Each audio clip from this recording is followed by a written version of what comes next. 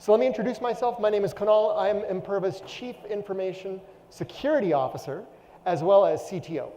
So on one side, I get to build a lot of products and technologies, and on the other side, I get to use those to secure my business and many organizations all over the world. Now, one question that someone always asks is, what's generally happening in the world today? Modernization. When you actually take a step back and you think about the last 3 years, all of us began or embarked on a digital transformation of some sort, whether it was embracing the cloud, rebuilding our applications, or reconstituting data. We've all been on some journey over the last 3 years. And I don't call it transformation anymore. I call it modernization. Because no one is debating anymore about to go to the cloud or not to go to the cloud. These are happening, whether in silos or as an overall business strategy. And in fact, it's not just one cloud, it's multi-cloud now. The second thing is applications have fundamentally changed. I'll share a statistic with you. Before COVID started, API traffic was about 20% of all internet traffic. Who wants to guess how much percent of internet traffic APIs are today? Just scream it out. Anyone has a number?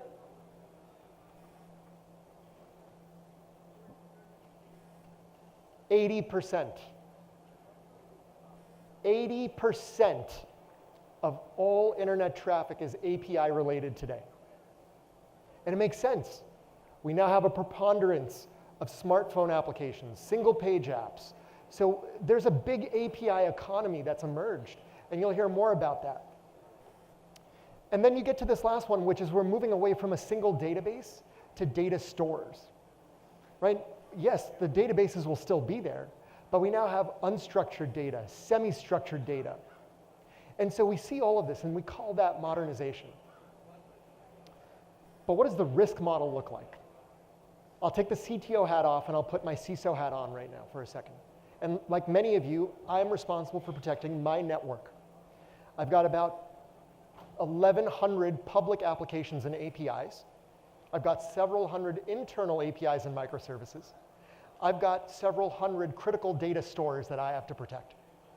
And as a CISO, this is how I think about the world. I've got to protect outsiders, so things like DDoS, which is on the rise, 121% year on year right now. I've got to stop bad bots. I have to protect this public asset, whether it's an application or an API, from getting abused. And then internally, we now have APIs. And we had them before, but there's just more of them now, and more of these things that are exposed. And how do we get our arms around all of that? And then you see all the way on the right, that's the internal challenge that we all have to face. Because that's the existential immediate threat that we see to data. People who are malicious, careless, or compromised in all of our environments. This, ladies and gentlemen, this is an overall threat model that we all have to imbibe and consider when it comes to protecting data. Networks exist to bring people to applications and APIs. Applications and APIs exist to bring you closer to data. That's just the fundamental truth behind the whole thing. So if we want to protect data, we have to protect all of this. That's what we do.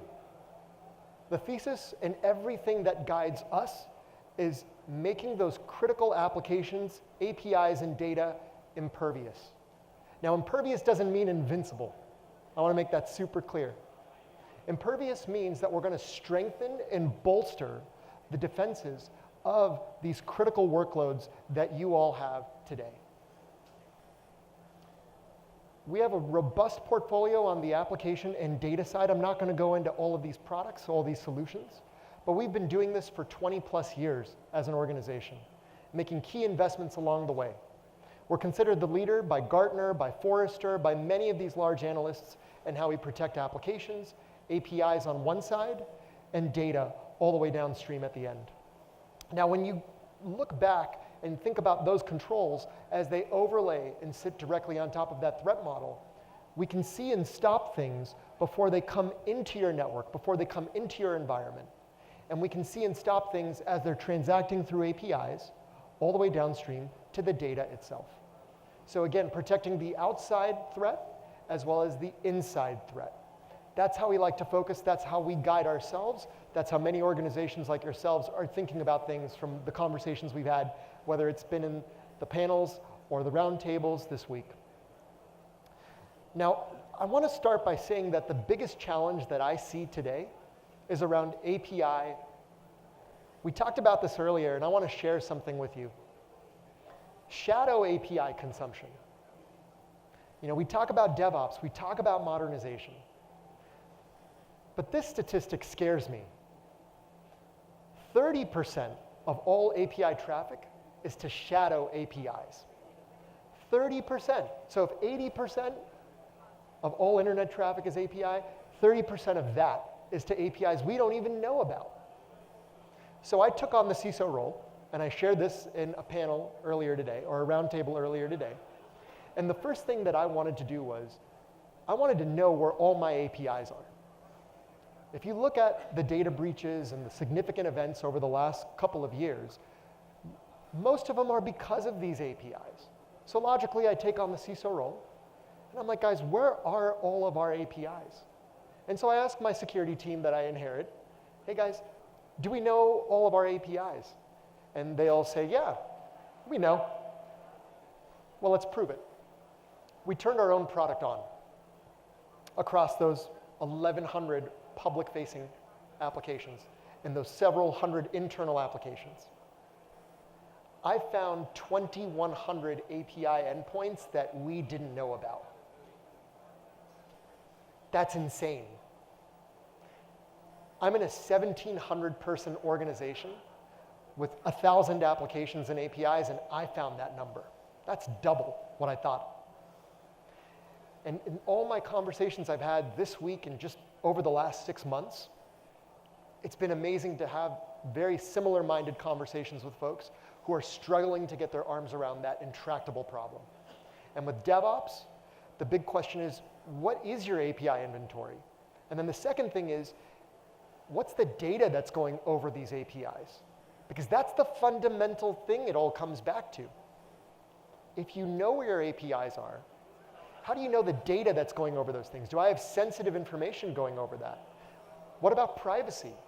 Privacy is such an important topic in this country. How are we ensuring the privacy and the sanctity of that data? And it's a really important question. And then you talk about data. One thing that I saw as a lot of organizations started to go to the cloud and migrate to the cloud, many companies, and I've been very surprised, have just lifted and shifted things to the cloud without even knowing what they were moving. And this comes up more often than not. I actually predict that in the next couple of years, we're going to be alerted to data breaches in the cloud, not because the cloud is insecure, because we just lifted and shifted without getting our arms around exactly what we were moving. And you're already starting to see cracks of this in recent breaches that were disclosed in the US. And so I expect there's going to be a lot of visibility that every organization is going to require and need to get their arms around these two situations today. So when I reflect on who we are as a company, and again, there's two distinct pieces, how we keep applications and APIs safe, and the other side, how we keep data safe. There's a multitude of use cases. One use case could be improving application performance. Another thing could be around the supply chain, putting something inside your critical applications that secures them from the inside out. That's runtime security as an example. Or protecting overall APIs. Online fraud, this is huge. 40% of all internet traffic is bot related. 27% of all internet traffic is bad bot related. That's insane, right? And what are these bad bots doing? Account takeover is number one. You have all these bots that are doing credential stuffing. And if they break in, you know what happens. They test those credentials, they abuse those credentials in other systems. Privilege escalation, social engineering, targeted phishing campaigns. It all starts with that. And so we're seeing a massive issue on that side. And then on the data front, again, we talked about data governance, understanding where our information is, who has access to it, what is sensitive, what is private, what is important. Starts with that. And then you start to layer on other controls, including abnormal access behavior. Was it okay for someone to access this information? Was it okay for someone in my organization to log into a database at 11 p.m. at night? Was it okay for someone to take 1 million records when they only ever access 20 at a time? These are key insights that every organization needs to understand when they're trying to protect that data, when they're trying to protect that information. And our goal is to give everyone that overall visibility without having to do threat hunting.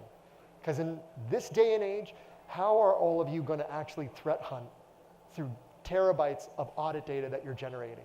It's just impossible. It's intractable. So we have to make that easy for everybody. Now, I thought you all might find this fascinating. As CISO, I use my own products to protect all of my applications and APIs. And whenever I bring this topic up about all this stuff that's happening at the edge, whether it's DDoS, bot, API, people always say, yeah, but is it real? Let me show you the actual data. So again, I have those 1,100 public sites. I use my own products. And this is all data within the last 90 days. So if someone asks me, is this real? Yeah, it's real. Web DDoS, 40 gigs per second on imperva.com. We shut that down in 3 seconds. We have a 3-second SLA for every single one of our customers that embrace DDoS. Look at this one, account takeover, 3.5 thousand attempts. But what's more insane is that happened in less than 10 minutes. 3.5 thousand attempts using a distributed botnet. That's normal. And by the way, just so you all know, I can go and rent a botnet to do up to 1,000 account takeover attempts for $20 US. I want you to know that. That's the number. For $20 US, I can do a credential stuffing attack at a rate of 1,000. Now, what's insane is Cloud WAF. Every single day, I'm generating 12 million. That's my average. 12 million attacks that come against all of my properties. So again, I just want you to understand just how insane this is. And I'm a critical capabilities vendor. When there's a 0-day that happens, the first thing attackers want to do is they want to see how do we respond as a critical capabilities vendor. So if this is the data that I'm seeing across my environment, what data are you seeing in yours? What's happening at your network? What's happening at your application layer? What's happening with your APIs and the data that you're trying to protect downstream? It's really important that we think about this and we constitute this overall viewpoint. And the thing that I started with was modernization. That's what's going on right now. We're all modernizing, myself, yourself, and it's not just the overall company, but it could be the line of business. Maybe different groups, different departments are doing some form of modernization today. But I love this quote. We don't have to spend excessive amounts of time worrying. Oh, Imperva takes care of all of this for us, so we can rest confident knowing that they have our backs in protecting our systems. That's who we are, that's what we try to do. Our goal is to make the internet safer for everyone, for all these organizations, for all these people who are consuming applications, APIs, and data. And you get a representative sense as to who we are as a company, the industries that we're in. We love what we see, we love what we're doing, and we're excited to keep growing our business and our organization here in India. It's been a true pleasure to be able to walk and share all of this with you. We have an awesome booth. We have many Impervians standing over there in the back as well. Please stop by the booth. I encourage you all to come by. We can absolutely share with you, whether it's at a high level or a detailed level, exactly how we can better protect you and your organizations, your customers, and your teams. So again, thank you very much for your time, your generosity, and looking forward to it.